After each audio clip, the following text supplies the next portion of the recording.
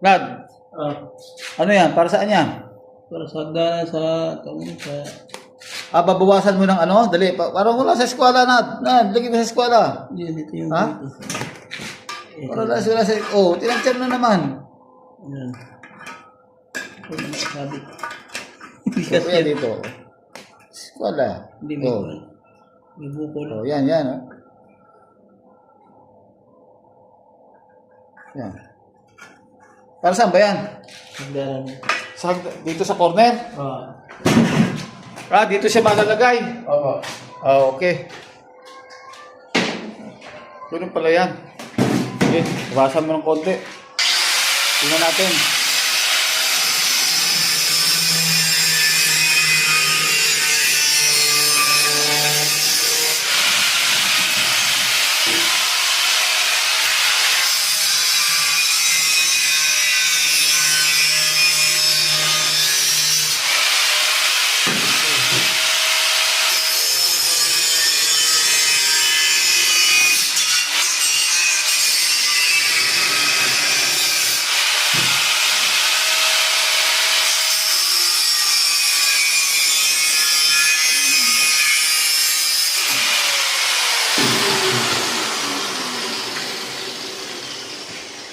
Sige.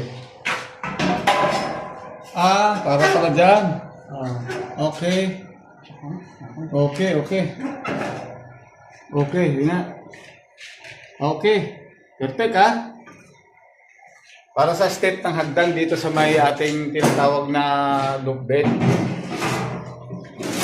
Ayan pala yung ginawa niya.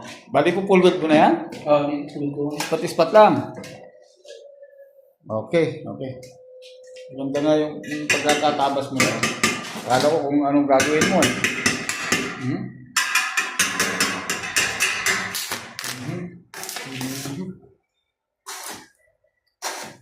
Yan pala yung ano ng paggawa ng loop bed, ano? Bakit ganito ng forma? Parang kumukurso siya sa dito sa babaw. Ilang step ba to? Apat? Apat. Apat na step? Yan. Okay, basta maliliit yung ano, gagawa ka ng paraan talaga yun. Para mailagay ko sa ayos.